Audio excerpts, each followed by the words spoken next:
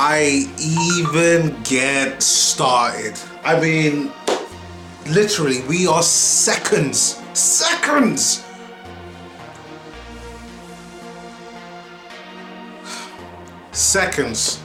from this game just finishing. I'm fucking pissed. Like, this was our fucking chance. This is our chance to finally get European trophy after what, 20 odd years? I think it's 24 years. And we go and we fucking perform like that. What the fuck? This club is going to be the death of me. I swear I'm gonna wind up with a heart attack. The way how we played, unacceptable. Chelsea 4-1, they deserved it. They did their research. They studied us. They knew exactly what to do against us if we did certain things. And I want to go through it right now. I'm absolutely fuming.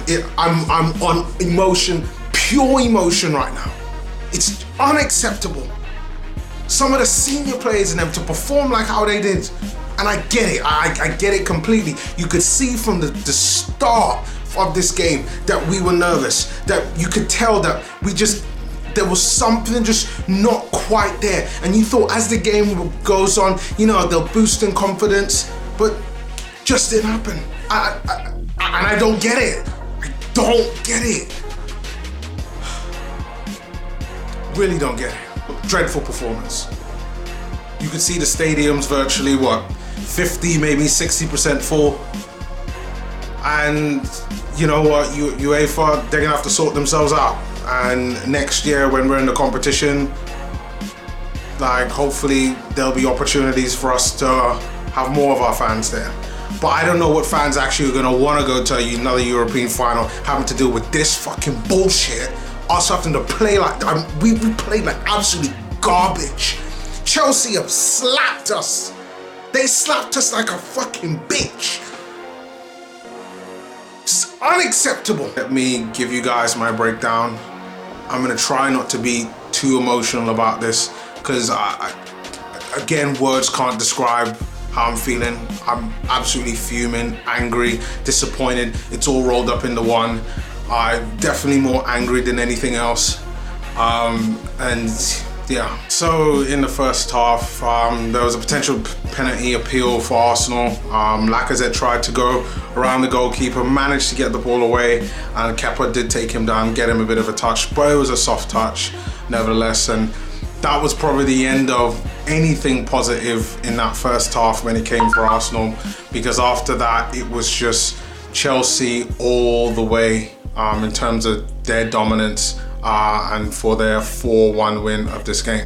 So in the first half, just on the Chelsea side, Giroud takes a shot around the 40th minute towards Cech, who had a really good save there in the early first half. It took a while for Chelsea to kind of get going throughout the game. Similar thing for Arsenal, but it was one of those where both teams were very hesitant with one another, not really going forward. And it's just that Chelsea managed to get a few early kind of strikes in before later on with them scoring the goal. Olivier Giroud with the first headed goal just after half-time. And you could just tell that the half-time team talk within that Chelsea dressing room was like, listen, these boys, like, they're not up to it. Like, they're not. They're fucking not. Like, these lot are just, they're pansies. We just there on the pitch, running around, just like leisurely, just nothing. Just there, nothing.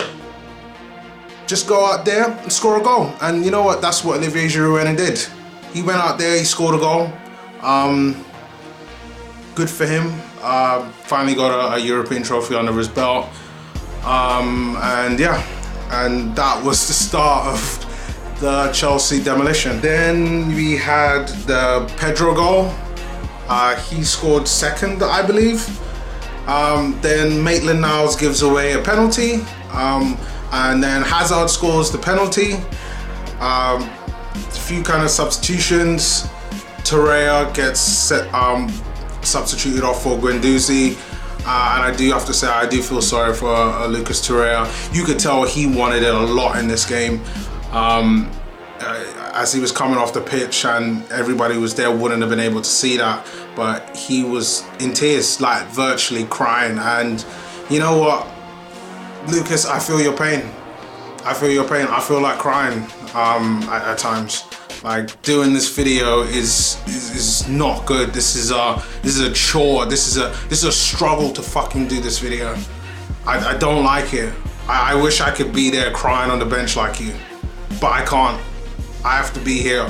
Nevertheless, Hazard then scores another goal, fourth. Shoddy defending. I mean, as soon as the goals started to rack up with Arsenal, and this is not an Unai Emery problem, and any of you lot that come with this nonsense, but Unai Emery this and Unai Emery that, this is the same problem that I've seen under Wenger.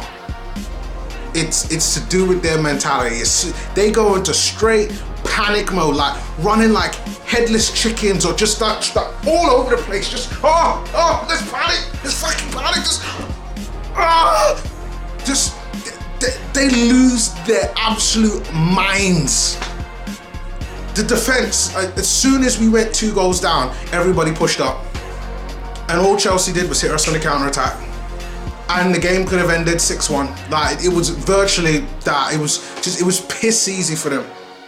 And every now and again, I look at the TV, looking at Olivier Giroud doing his interview, and you know what? You could see the pity in his face. He feels sorry for us. He feels sorry for us. Fucking ridiculous. How can we be letting him think that way? As much as I like Giroud, as much as that's my guy, and I like to see him do well, not like this. Not like this. So Iwobi comes up as a sub and scores an absolute worldie, like, wow. And this is my reaction to Alex Iwobi's goal. Well done, Iwobi. Well done. Iwobi, volley. What skill. Well done, Iwobi. Well done. Oh, I cannot wait. Oh, that's it, Iwobi. So, I mean, brilliant goal by Alex Iwobi. Just flipping brilliant. I mean, for him to be able to take a chance like that, I mean, I wish I'd seen more from Alex Iwobi doing that throughout the season. And I believe that takes him to about 6 goals this season, which is really good for him. So well done, Alex Iwobi. I think even though this season has been pretty poor for the Arsenal, I think overall we have had I think he's had a good season in that respect. So let's talk about all the player ratings of everyone who played in today's game. Let's start with Mesut Ozil. Absolutely fucking useless. Mesut Ozil, kill yourself. For a player that's supposed to be one of our best players at the club, you come on the pitch, you stroll around just, you know, just leisurely, just, you know, what am I gonna do today? Maybe I'll go and grab an assist. All right, I'll pass the ball to you. Well, I know what I'll do, you know.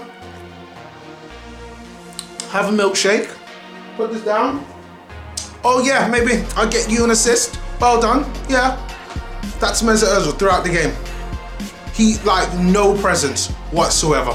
Just, again, useless. I don't know what to say about Mesut Ozil. Get out of my club, get out. Aubameyang, nothing. Even throughout to the rest of the 90 minutes, once Mesut Ozil was subbed, when Iwobi came on, Aubameyang, nothing. Lots of misplaced passes, lots of, I mean, to be honest, he didn't get a lot of chances to begin with, but nothing, just meh.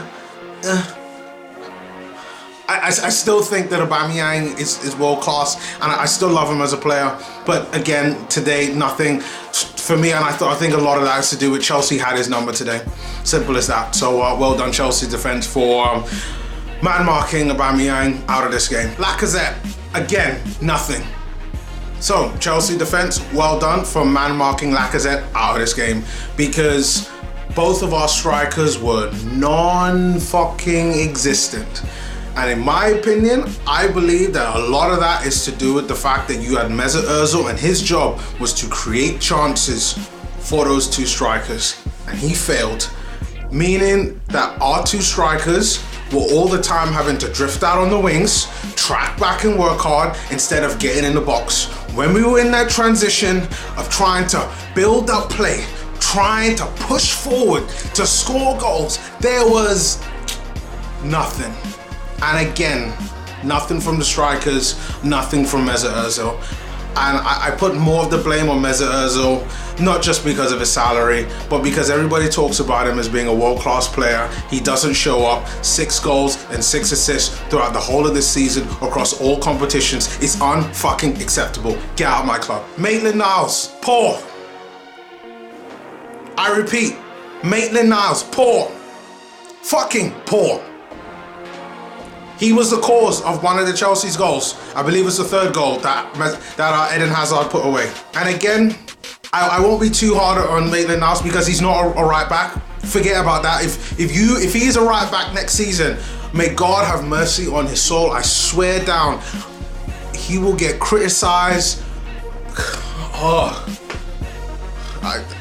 I don't know how many times, but he's not a right back. He's not a right wing back. He's competent in that role. Same thing as like a left back. He's competent, but he is not a defender at all. The tackle that he tried to make on Olivier Giroud for oh my God, the tackle he tried to make on Olivier Giroud for the 3rd goal was ridiculous. It was comical. Like I was like, really? And trust me, I'm laughing at this right now, and I don't think it's funny, but it is funny because his defending is funny. Like, he's a shit defender. Get out. Like, get out of defense. Like, get in midfield. Get in midfield. Be a box-to-box midfield player. You got the athleticism. Like, Emery, forget this right backness. No.